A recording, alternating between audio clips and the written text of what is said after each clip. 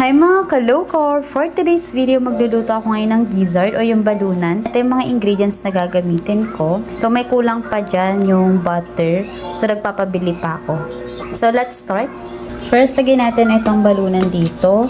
Medyo hindi na fresh yung gizzard namin kasi ilang beses ko na kasi siyang pinow. Kaya naman, ayan. Iba na yung kulay niya. So anyway, wait. Lagyan tayo ng water. Para matanggal yung lansa niya, maglaad tayo dito ng isang stick ng coffee. Then, haluin natin. Okay. Then, takpan.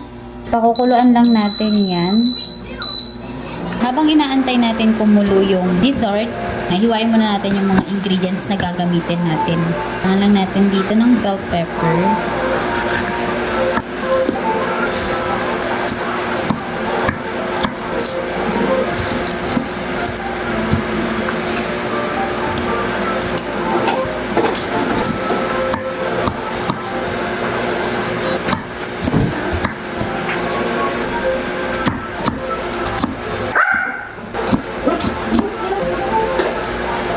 Nagdag pa tayo na isa. Next is garlic.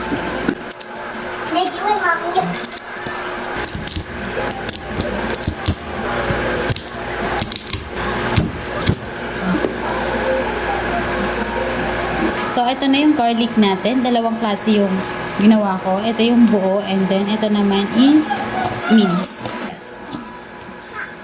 I think better yata kapag white onion. Since wala naman kaming white onion, ito na lang ilalagay ko.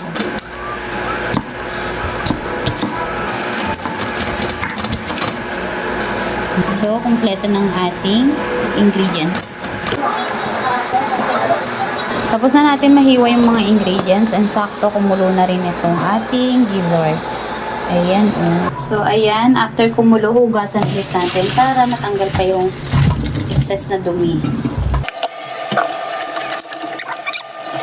So, ayan, tapos ko na siyang mahugasan. Nag-start na tayo magluto. Naglagay na tayo dito ng olive oil. Lagay natin yung buong bawang. Lagay na natin itong gatikulon or yung gizzard. Make sure na walang tubig yung maisasama nyo para hindi siya sigamin. Actually, luto na nga to kasi pinalambot ko talaga siya ng bongga. More than 20 minutes ko siyang pinalambot. Tapos naka-high heat. Para talagang malambot. Kasi alam naman natin na matigas ang balunan. Dahil nga luto na rin yung gizzard, i-add na natin yung mga other ingredients. Ang bell pepper. Ano mas masili. Natin ang sibuyas. Sobrang bango na niya. Para hindi maputla ang ating gizzard, mag-add tayo dito ng coconut aminos. Dahil low carb ito, coconut aminos yung gagamitin ko. Ay, meron pa ako natira dito sa lalagyan. Ito na lalagay ko. Mag-add tayo dito ng asin. Himili yung salt ang gamit ko. Ground black pepper. Then, mix. Ay, wait, nakalimutan ko pala yung asukal. Ayan, sweetener, low carb sweetener yung gagamitin ko. Ayan, monk fruit. Since matamis naman yung coconut amino, so konti lang yung ilalagay kong sweetener. Konti lang. Or pwede naman kahit hindi na kayo maglagay kasi nga matamis yung coconut aminos. Then mix lang natin.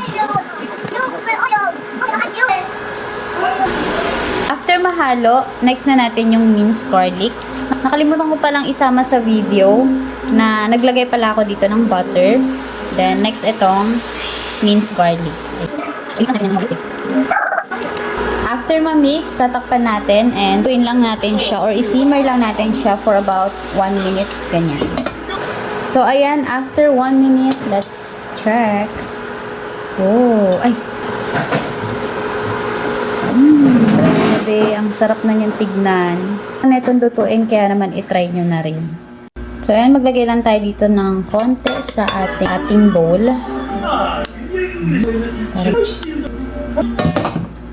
Hi mga ka-low carb! Ayan, luto ng ating gizzard. So, it's taste test!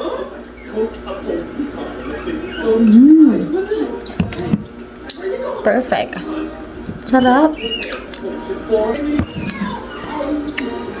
Ganda papasayaw.